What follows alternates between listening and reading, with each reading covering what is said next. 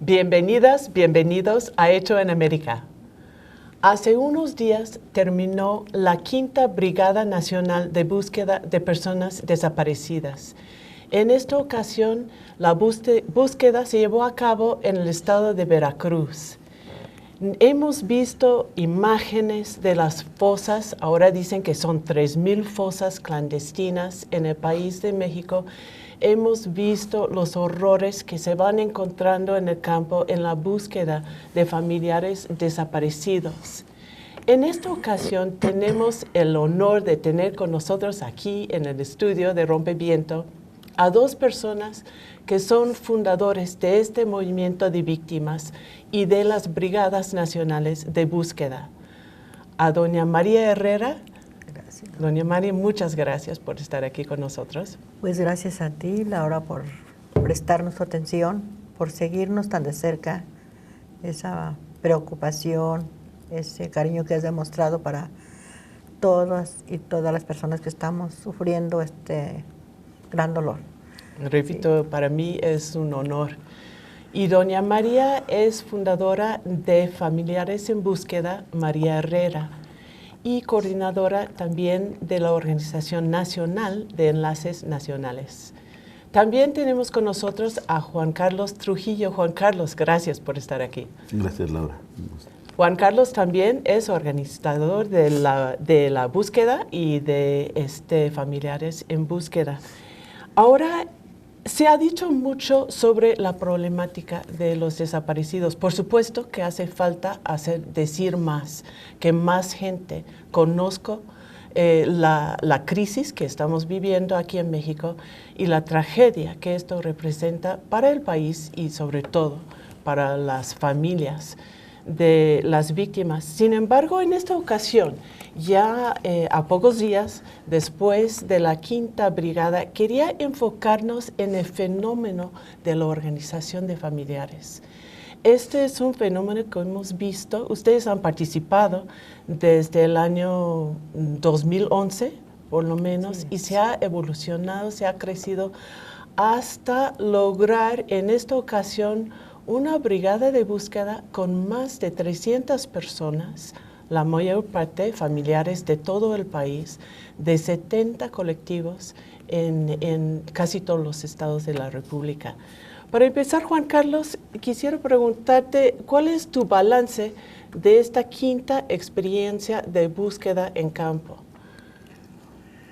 Pues mira, en términos más amplios, creo que esta brigada permitió el ejercicio del funcionamiento de diversos ejes.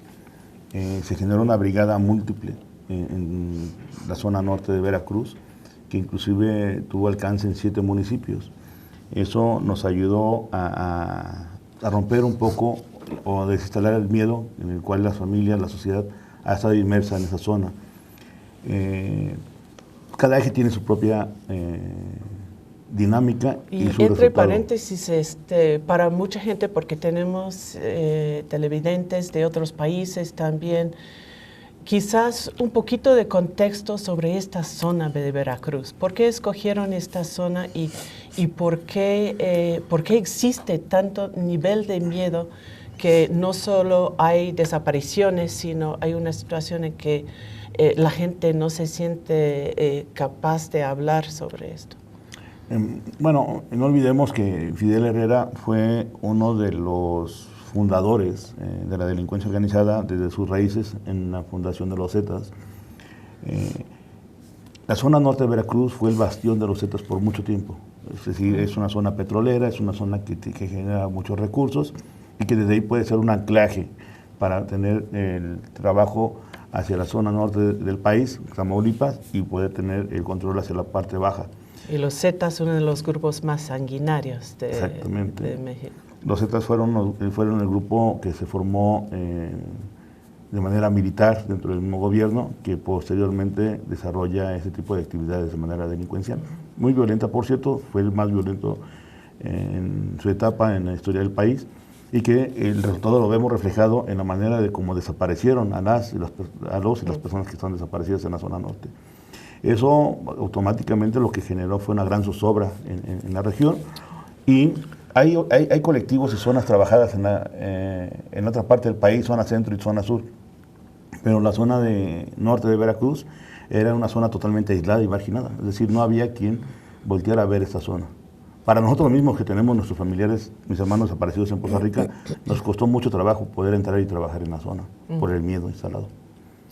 Y doña Mari, Juan Carlos mencionó que 2 de sus hijos se desaparecieron en esta zona, precisamente. ¿Cómo es el caso de sus hijos?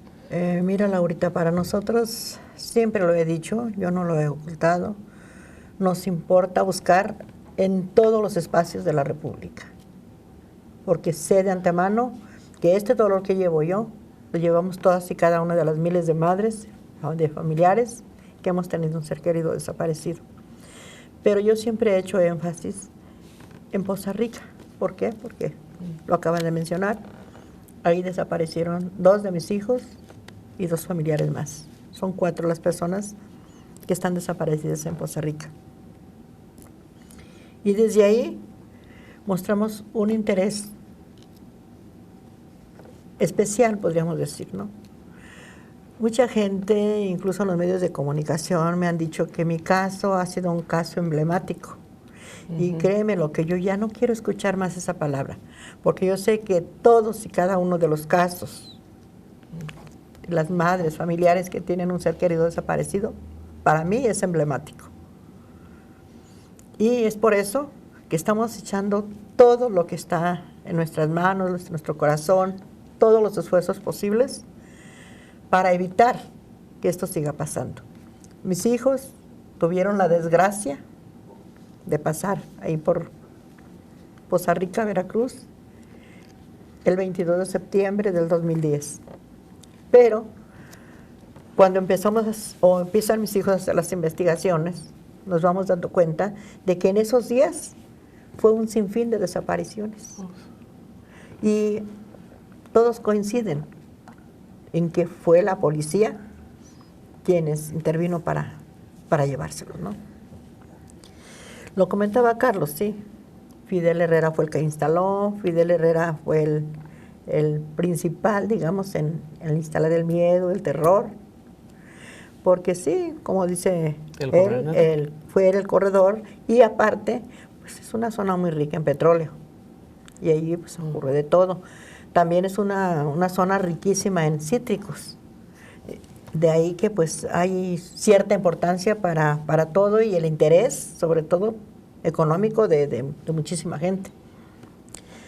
Sin embargo, cuando pasa esto de mis hijos, de Gustavo y Luis Armando Trujillo, nosotros empezamos a ver que, te repito, había desapariciones por todos lados, pero no teníamos la capacidad, no estábamos organizados. En medio del dolor, pues tú te abocas a buscar lo que tú consideras que quieres, ¿no? Buscar. Y como casi todas las familias, son ustedes, los familiares, que tienen que llevar a cabo la investigación. Así es, pero ya al empezar a hacer las investigaciones, se fueron, como luego se dice vulgarmente, atando cabos, viendo que coinciden en varias cosas, ¿no? Es decir, fue la policía. En muchísimos de los casos fue la policía. Y es a partir de ahí que empezamos a organizarnos para ver de qué forma podríamos hacer un equipo de trabajo y poder hacer acto de presencia ahí, porque no se podía, ¿no? Fidel Herrera nunca nos dio la cara, pero luego sigue Duarte, que todos conocen su historia, con la misma trayectoria de Fidel Herrera, y probablemente con el mismo cinismo, ¿no? Porque cuando estuvimos en una reunión ahí, él decía que Poza Rica había sido elevado a pueblo mágico precisamente por su belleza, por su tranquilidad y por todas esas cosas que tenía para que la gente fuera pues de paseo, a divertirse y eso. Pero que ahí no se perdía nada, ¿no?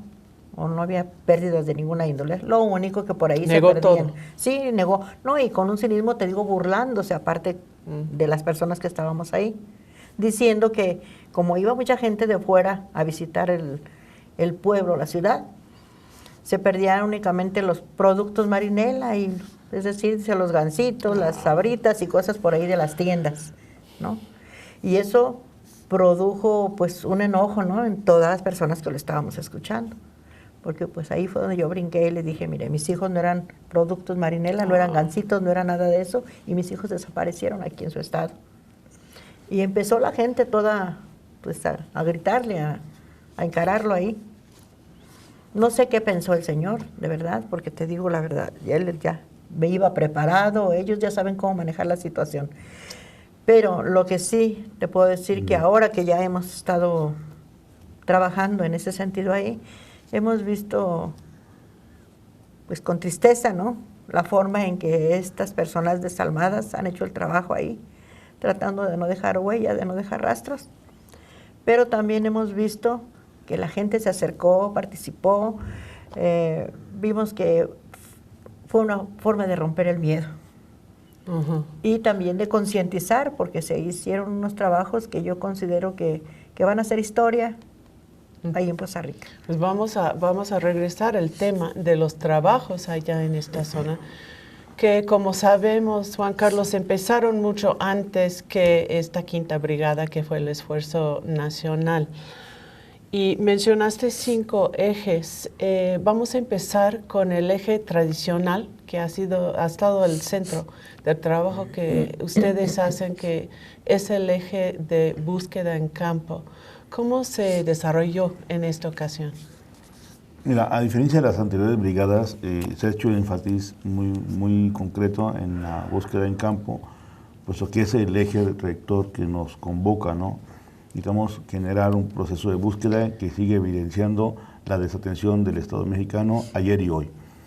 Y a diferencia de la brigada pasada y de las brigadas, se ha visto como institucionalizado alrededor un gran número de ejes en ejecuciones para poder tener desde la información, desde un proceso más de comprensión desde las familias y la sociedad de cuál ha sido el fenómeno que ha afectado a las zonas y en un país. Y eso se realiza desde las iglesias, por ejemplo, ¿no? Las iglesias tienen como objetivo lograr sensibilizar a las familias desde la parte espiritual, sea cual sea su creencia, y desde ahí generar un nuevo contacto uno a uno, mano a mano, y si es la decisión de las personas, de la sociedad, proporcionarnos la información que nos pueda permitir generar la ruta para poder trazar la búsqueda. Eso es importante. El desarrollo que se realiza en las escuelas nos ha permitido también mucho profundizar en el alcance a las casas. Es decir, acudimos a un sinnúmero de escuelas. Ahora no tengo el dato de esta brigada, pero por ejemplo en la brigada pasada logramos llegar alrededor de 5,000 hogares por medio de conducto de los niños. Es decir, para nosotros es de suma importancia, primera, en la parte de prevención, que esos niños de 7, 8, 10 o 15 años, que el día de mañana pueden seguir siendo el producto de necesidad de la delincuencia organizada, porque ahorita vemos de moda los niños sicarios, se pueda generar un punto de conciencia, ¿no? Esta no es una alternativa de vida y nos estamos violentando y estamos deshumanizando cada vez más el país. Pero la otra es cómo llegamos también desde las profundidades de nuestros hijos a tocar el tema en las casas y desnormalicemos el que la gente esté desapareciendo, y qué mejor que sean nuestros propios hijos que a nosotros como padres, que ya somos una generación mal formada, diría de esa manera, por la violencia que se nos ha quedado inmersa en el país. Que llega otro, se ha normalizado. Exactamente, por ahí nos llega, y esa información al final de cuentas logra desequilibrar un poco las emociones desde el seno paternal, ¿no? Encuentran muchos niños y niñas que conocen gente desaparecida cuando van a estas zonas, me imagino. Exactamente. En el caso de Veracruz no fue tan abierto, pero en el caso de Guerrero, lo que sí nos decían en las familias, los niños, es que aquí la gente se la llevan, desaparecen, no sabemos, pero eso está mal. Y en los talleres que realizábamos en las escuelas, fue un número enorme de niños de 10, 11, 8 años que quieren ser defensores de derechos humanos y no saben qué es en su concepción, que es una persona defensora de derechos humanos, pero entienden que su comunidad lo está pasando mal y que tienen que ser ellos, sin saber de qué manera, los que tenían que generar una respuesta en su mayoría de edad, ¿no? Y eso es hermoso, o sea, porque que tan chicos están asumiendo esta responsabilidad y están muy conscientes de la crisis, Exactamente. del ambiente. Ves grandes tesoros al interior del trabajo en escuelas, ¿no? Entonces, necesitamos trabajar en la causa, en el proceso de encontrar nuestros familiares, porque los vamos a tener que encontrar y cambiar la historia de este país. Pero además también hay que generar un trabajo de conciencia ante la sociedad que hoy supo, vio, participó o fue omisa. Pero además no debemos olvidar la parte de la reconstrucción y que la esperanza del México de mañana son esos niños que hoy nos han rebasado, muchos de ellos. Y te digo, repito nuevamente, tenemos muchos niños sicarios que han sido reclutados por el crimen organizado. Y va como en ese sentido, ¿no?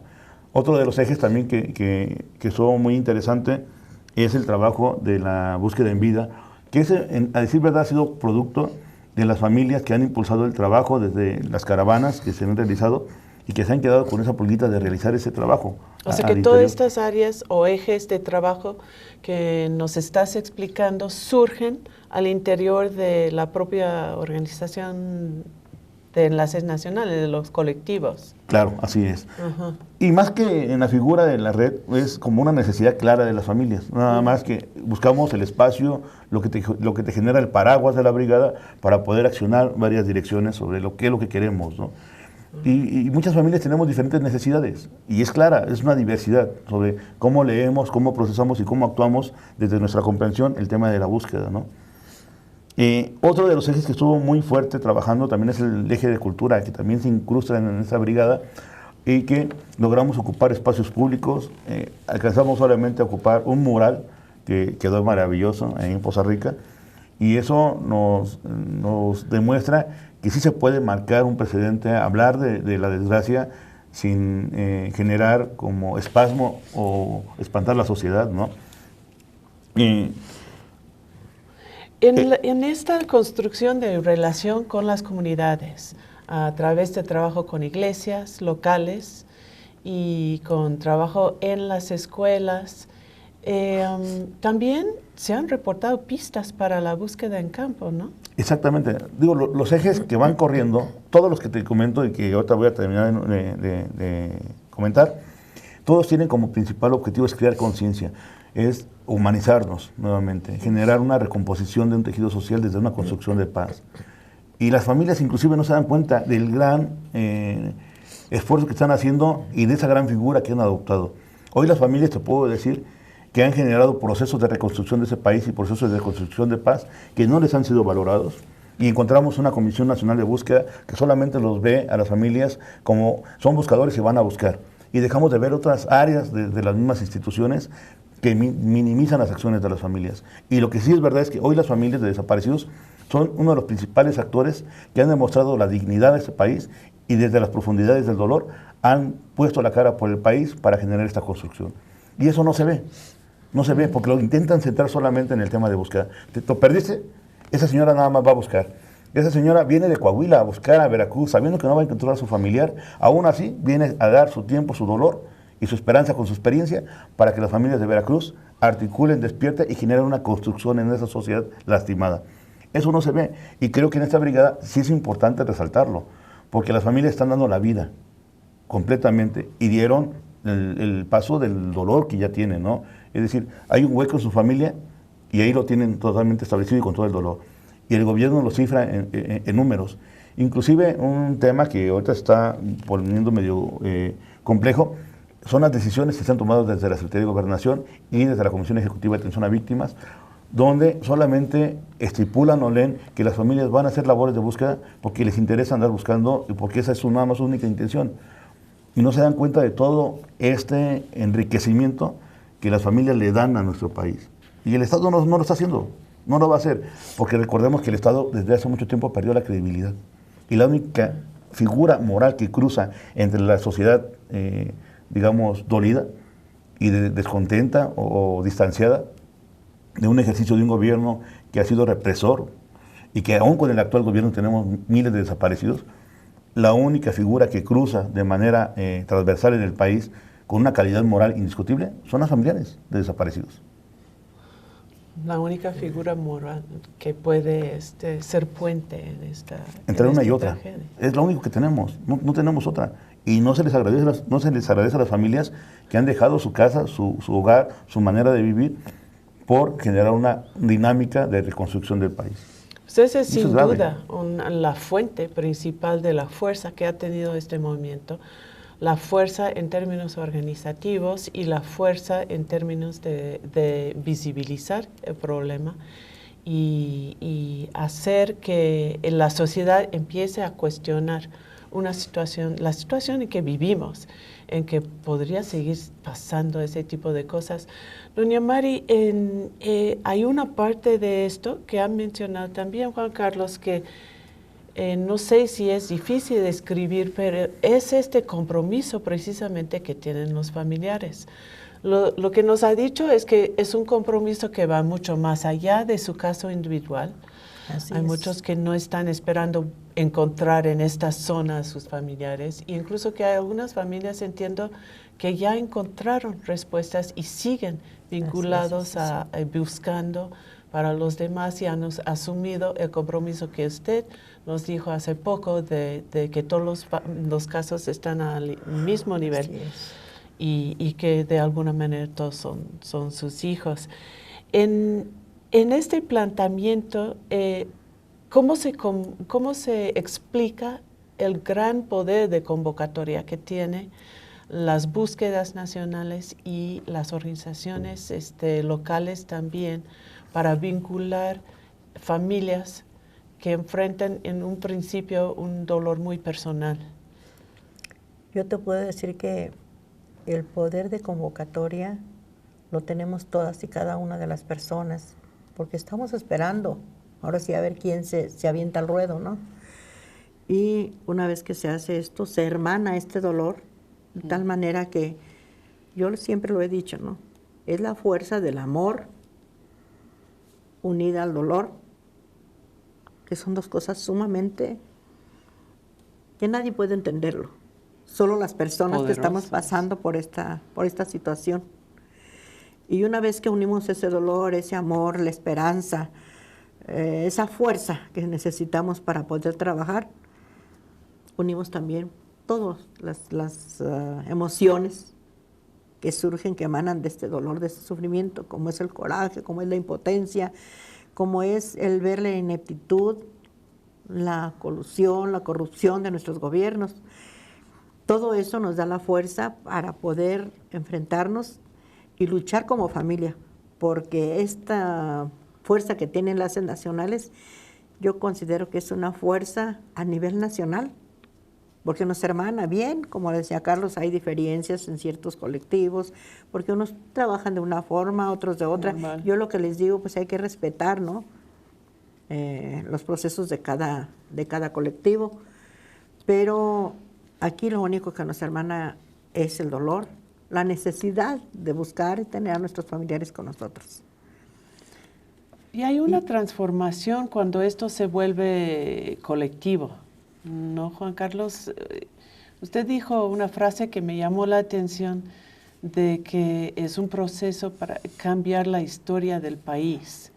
Hay muchas personas que pueden pensar que todavía se trata principalmente de encontrar y no ver quizás esta dimensión que tiene en un momento de crisis humanitaria, de transformación que tiene el movimiento de víctimas. ¿Cómo se explica? Hay razones que centran sobre lo urgente, ¿no?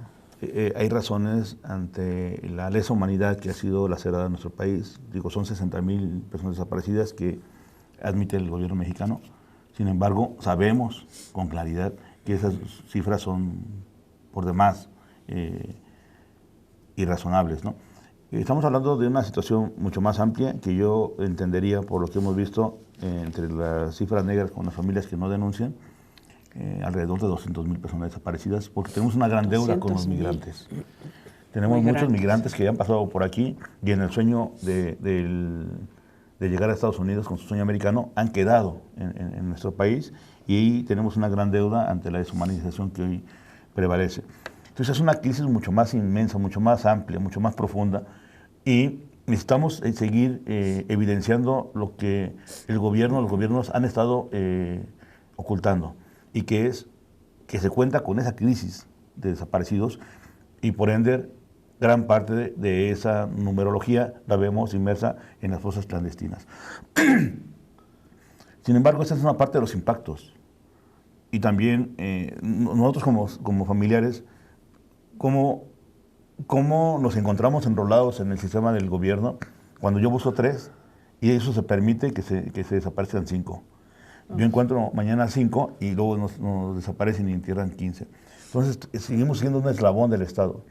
Y la realidad es que habría que buscar una metodología, cómo nos desinstalamos de este método maligno donde ya hemos sido inmersos por la misma necesidad. Y creo que el generar la reflexión, el hacer partícipe a la sociedad, el que se involucren, se den cuenta de las cosas, en cuántas ocasiones por omisión han permitido esas acciones que se vean realizadas, es importante. Pero obviamente la gente no lo va a hacer sola. Necesita figuras como el tipo de la brigada o cualquier otra figura que sea representativa, que abrace, que aglutine. Y es muy riesgoso. Es muy riesgoso y que genera un costo político para el Estado. Eso es lo que necesitamos hacer, no solamente hoy en Poza Rica, sino en todas las partes del país, porque es contra lo que nos vamos a enfrentar. La brigada se sale, o las caravanas, o la figura que le busquemos, eso es quizás lo menos importante. Pero en este caso la brigada sale y deja en un estado de vulnerabilidad a las familias. Entonces necesitamos generar esa conciencia, motivar que la gente se articule y que entienda que está viviendo un proceso en la historia para poder cambiarla. Una cosa es ser parte de la historia y otra cosa es intentar cambiarla. México no ocupa líderes ni mártires. México necesita gente que verdaderamente quiera su país y que sepa lo que le va a dejar a sus hijos. Y ahí estamos todos metidos, víctimas con desaparecidos o personas que todavía están en su casa esperando que eso se solucione sin poner una mano en este proceso, ¿no? Para mí eso es lo complicado, cómo cambias la historia. Y estamos en un momento fundamental para cambiarla. México es uno de los países que ha nacido en el proceso de búsquedas en medio de un conflicto armado. Las madres de las personas desaparecidas han puesto el pecho a las balas por encima del gobierno mexicano para poder buscar sus desaparecidos. Sí, porque en otros casos es un proceso que empieza ya después de la etapa de conflicto y de violencia abierta. En México no. Exactamente. Que implica otro tipo de riesgos y otra necesidad de buscar esta fundación, este fundamento como en la sociedad. En ese proceso yo creo que es importante mencionar otra cosa que ha surgido, que es que no son solo familiares, sino ustedes se han vinculado con otros sectores y con otros simpatizantes en el proceso. ¿Cuáles son algunas de las organizaciones o formas de lucha que están participando al lado de los familiares? Pues eso que te voy a mencionar ha sido para nosotros de suma importancia. Tenemos muchísimos solidarios que han surgido ahora sí que a diestra y siniestra. Muchísima gente solidaria que está viendo y está entendiendo el esfuerzo que se está haciendo. Pero hemos tratado de involucrar de manera directa a las iglesias. Y digo a las iglesias porque estamos dentro del ecumenismo. Tú sabes que en el ecumenismo convergen todo tipo de creencias, todo tipo de religiones, ¿no? Y nos han estado respondiendo bien.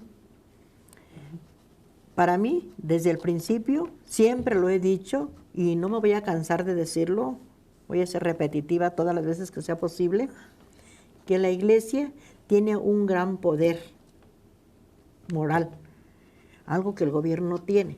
El gobierno perdió credibilidad a todo lo que da, desde hace ya varios sexenios, o mejor dicho, desde toda la vida.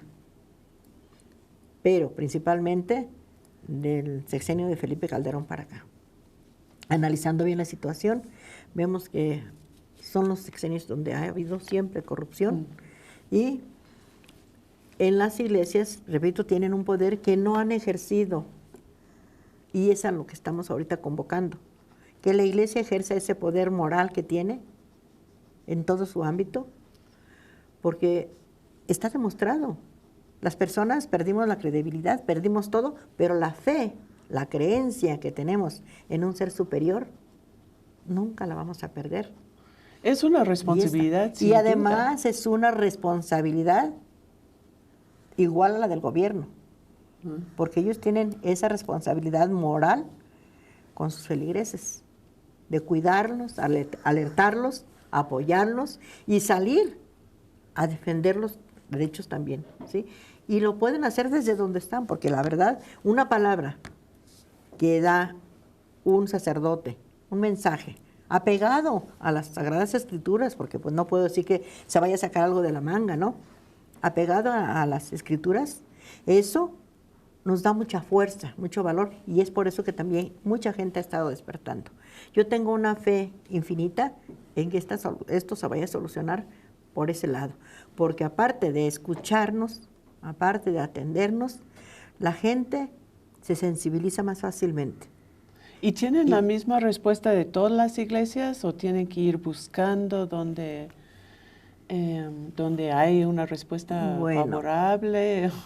Me imagino que no todas. No todas han estado, bueno, a las que hemos ido a tocar sus puertas y que hemos logrado que una persona asista, nos escuche, vea el trabajo, ¿no? Y lo valore desde luego, están ahí. ¿Sí? Ahorita tenemos pues varias iglesias, ¿sí?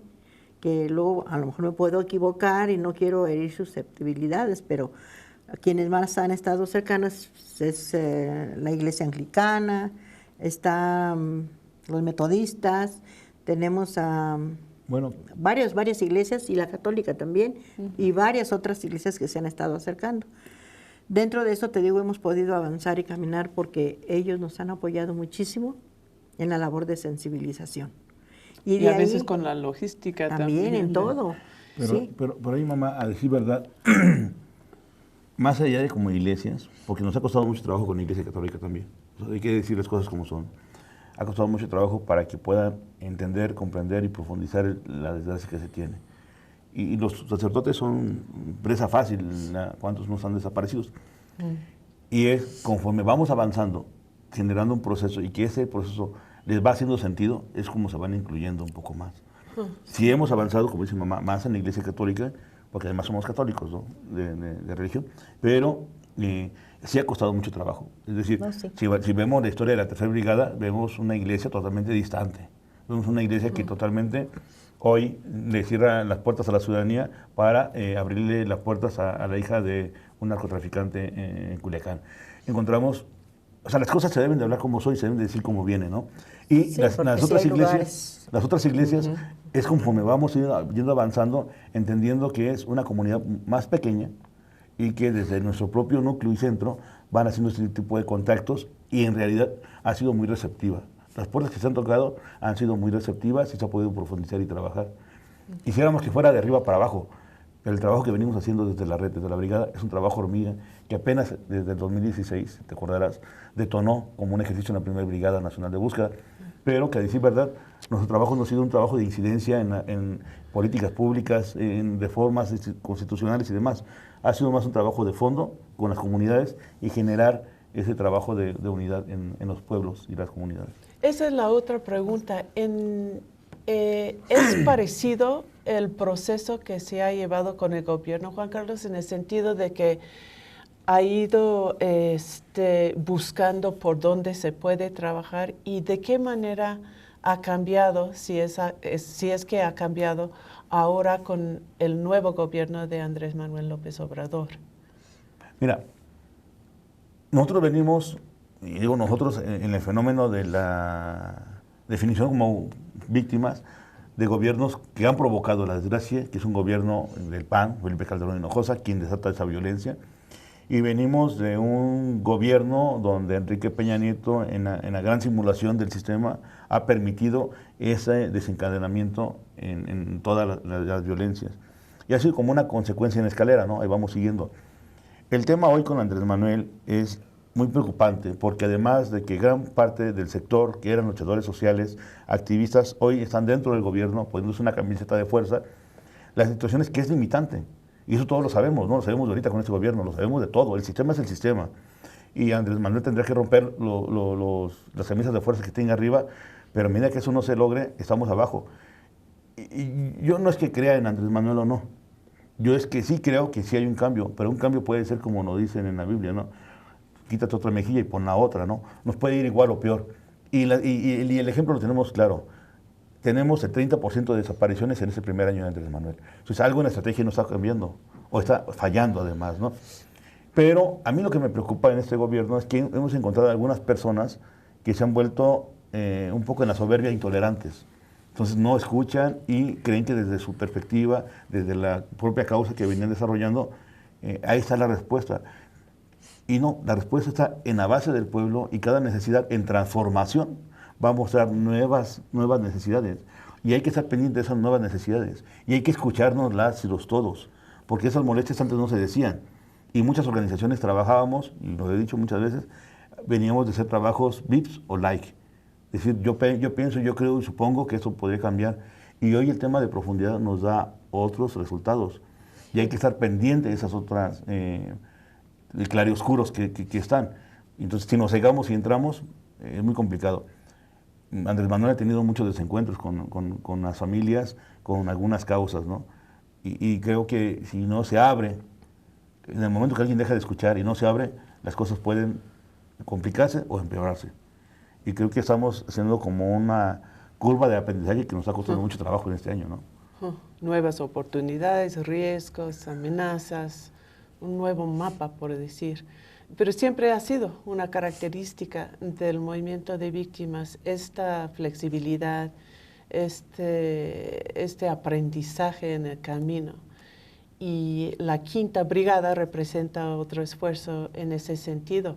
Regresando a esta experiencia en particular, ¿cuáles fueron los resultados en términos de hallazgos, en términos de la manera en que se trabajó con el gobierno del Estado y el federal y en términos de ese tipo de aprendizaje? Pues mira, yo lo plantearía desde el centro, que encontramos lo que no queríamos encontrar, porque encontramos una zona verdaderamente revolucionada en las maneras y las formas de desaparecer. Va a ser muy difícil que estemos encontrando, es muy complejo por la manera de casi no dejar rastros. Sin embargo, se estuvieron encontrando fragmentos, no tengo el número ahorita de la zona, pero se encontraron más de una decena de cocinas donde habían sido cocinadas personas que fueron desaparecidas. Ahí la situación se agrava un poco porque nos complejiza un poco el proceso de saber cómo y de qué manera estamos buscando. Pero también abre abre un panorama enorme sobre lo que te decía hace un momento, sobre las posibilidades de generar una reconstrucción de este país desde otra perspectiva. Entonces, seguiremos buscando hasta donde sea necesario, porque hay muchas y muchas personas que necesitan ser buscadas. Y buscaremos no caeremos en hipótesis de que eso fue lo que pasó, nada más aquí, y que con eso terminó nuestra labor. Esa es una parte de un sector que se tenía que identificar, como pudo haber sido en Chihuahua, como pudo haber sido en Coahuila, que además Silvia lo ha encontrado en Coahuila, en Patrocinio y en muchas otras partes.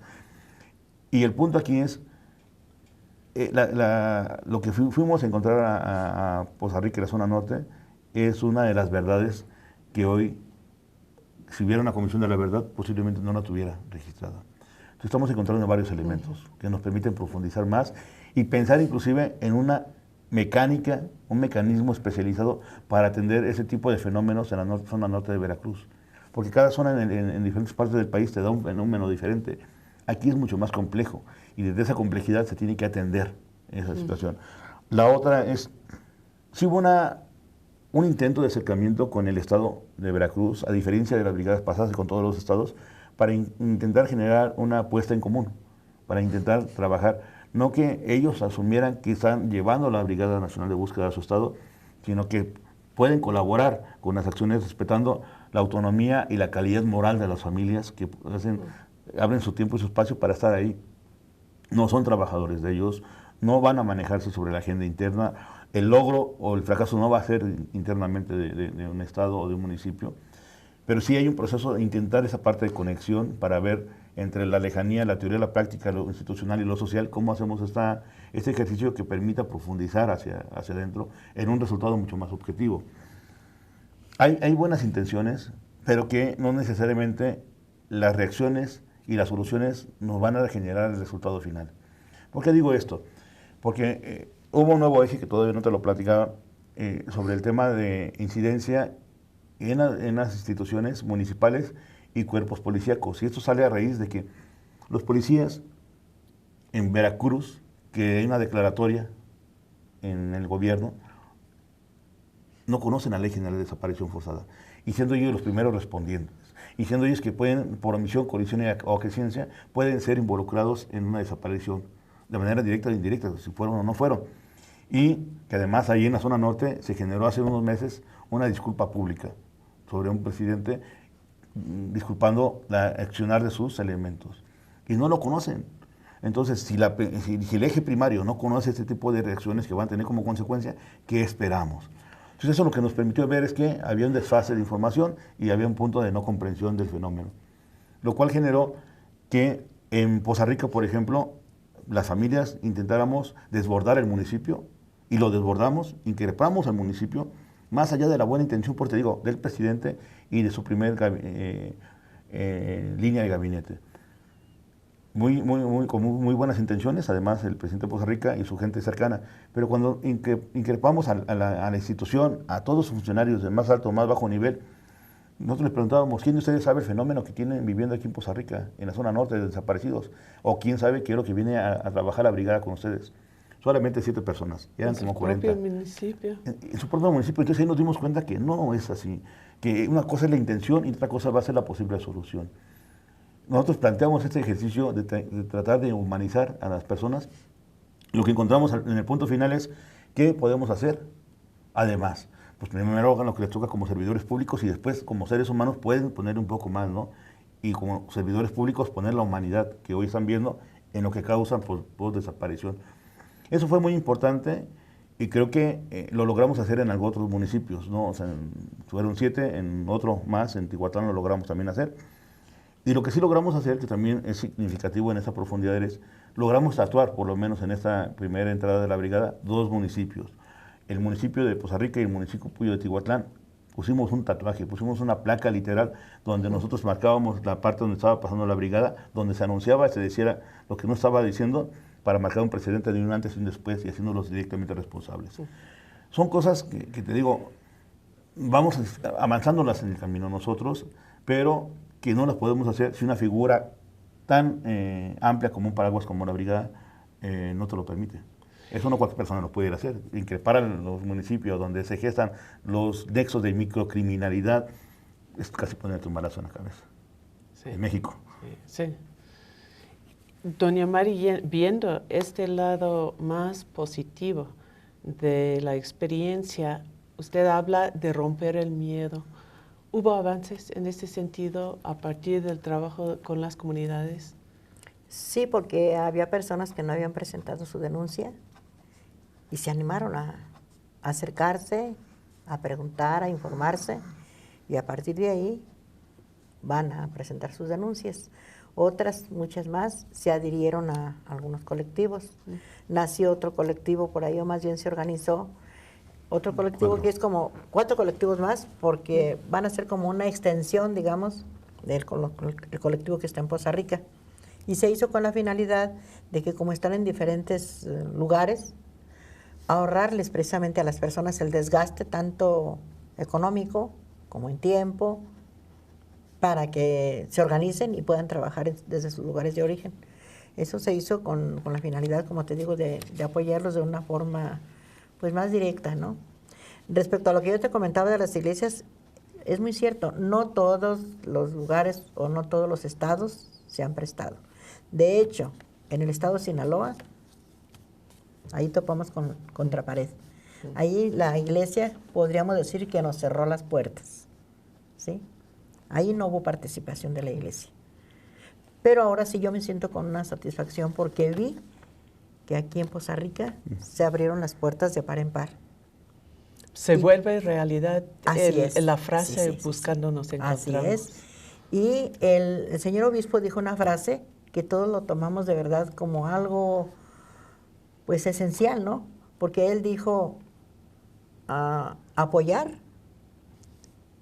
y colaborar, ¿no?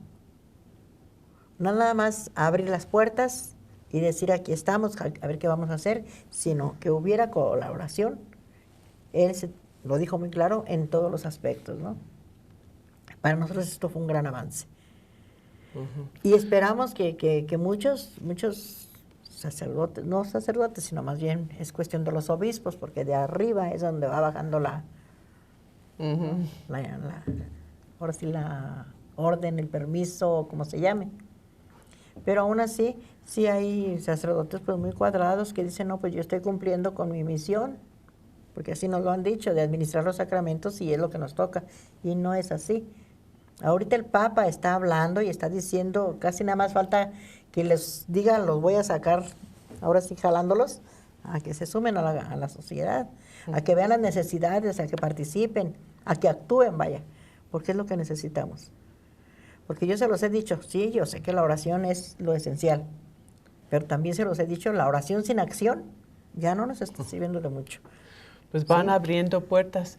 Estamos llegando al fin del programa y yo creo que es importante terminar con unas palabras de los dos de cómo puede involucrarse la gente que nos está viendo. Hemos tenido un espacio privilegiado para analizar a fondo tanto la problemática de la desaparición como los esfuerzos que llevan a cabo ustedes y muchos otros familiares en todo el país.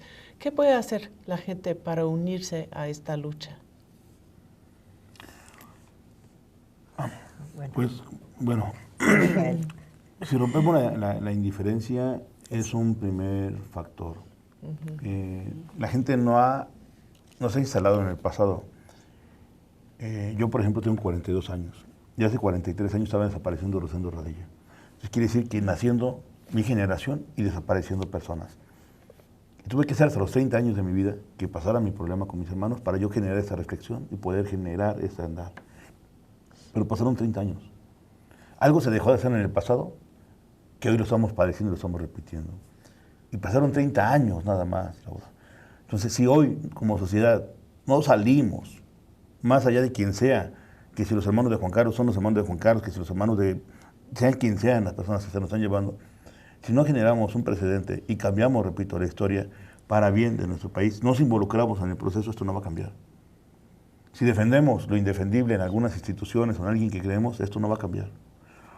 Y aquí el tema es mucho más profundo. Primero, romper esta diferencia que nos separa enormemente y después entender en modo de comprensión cómo buscamos a estas familias. Todo el país está lastimado y como se lo dije en Poza Rica, ellos tienen sus familiares porque decían, ¿cómo les hacemos para ayudar? Ustedes tienen aquí su comunidad lastimada, abrácenla, procesen y actúen entre ustedes. A medida que el país no comienza a ver entre las familias a un actor que puede ayudar como un pistón o como un eje o una flecha que profundice hacia el cambio del país y que en ese eje o en esa columna vertebral nos veamos identificados para poder volvernos a humanizar y que esa ola de violencia el día de mañana no se vuelva a repetir, está en nosotros. En ese país yo no diría ayúdenme a buscar a mis hermanos, yo les diría cómo desde nuestro dolor, desde nuestro caminar, podemos cambiar la parte del país que nos corresponde. Yo tengo una responsabilidad y la estoy haciendo. La gente en su casa tiene una responsabilidad y no lo ha hecho. Y pareciera que este mundo lo transitamos solamente quienes hemos sido lacerados. Y no es sano ni es bueno que se quieran distanciar de esa manera. Porque nos da mucha tristeza de que tenemos 11 años, 12 años casi buscando a mis hermanos, y tenemos familias que llegan del 2016, 2017, 2018, personas que no estaban y que quizás no acudieron al llamado. Ya no queremos que esa cifra aumente. Y el gobierno de hoy, Andrés Manuel, no es la solución, y lo reflejan las cifras. El 30% de desaparecidos en el primer año, ahí están. O sea, las cifras no mienten y los desaparecidos no están. Entonces no podemos creer que una ideología nos va a cambiar. Necesitamos cambiar. Repito nuevamente lo que te dije, este país no necesita líderes, ni mártires, ni héroes. Este país requiere gente comprometida que lo quiera ayudar a transformarlo. Y esa persona está en su casa ahorita, nos está escuchando y depende de ellos ver por lo que le queda de sus hijos. Doña Mari, ¿quiere agregar algún mensaje? Pues mira, algunas personas cuando estábamos dirigiéndonos a ellas, después de escucharnos se quedaban pues, podría decir yo hasta cierto punto conmocionadas. Y nos decían, pero ¿de qué forma puedo participar? ¿Cómo puedo ayudar? Yo quiero ayudar. Existen 1000 formas. Yo creo que es nada más cuestión de decidirse, ¿sí? Y de pensar. Porque curiosamente, en el eje de iglesias, de escuelas, se les decía a los niños, ¿no? A los niños pequeños, ¿qué habría que hacer? Y por ahí una compañerita que se viste de payasito y eso les decía a los niños, sonreír, crear, soñar y crear. Yo creo que si toda la sociedad se pone a pensar, a ver cómo lo vamos a hacer, qué vamos a hacer, esto va a caminar. Así desde esta base, Sí. tan sencilla. Y curiosamente se acercó un niño, después de escucharnos los mensajes que estuvimos dándoles y eso, y cuando pasé mi testimonio de mis hijos, un niño de escasos 8 años, porque yo creo que no tenía 9, a mí me dejó admirada, ¿no? Y digo yo, ¿cómo es posible que a un niño de 8 años, supongamos de 9 años, después de escucharnos se retiró? Y no sé si duró una media hora por ahí, pero se fue con eso en su cabecita, con esa semillita ahí, ¿no? Y luego regresa y se me planta así frente a mí y me dice, señora, le quiero decir algo. Le digo, a ver, dime, mi amor, ¿qué me vas a decir? Y me dice, que vamos a encontrar a sus hijos. Oh. ¿No? Pero así con una certeza, ¿no? Y le digo, sí, le digo, le voy a decir cómo. Le voy a dar 3 opciones. Y le hizo con sus manitas, ¿no? Con su dedo. 3 opciones. Y le digo, dime cuáles.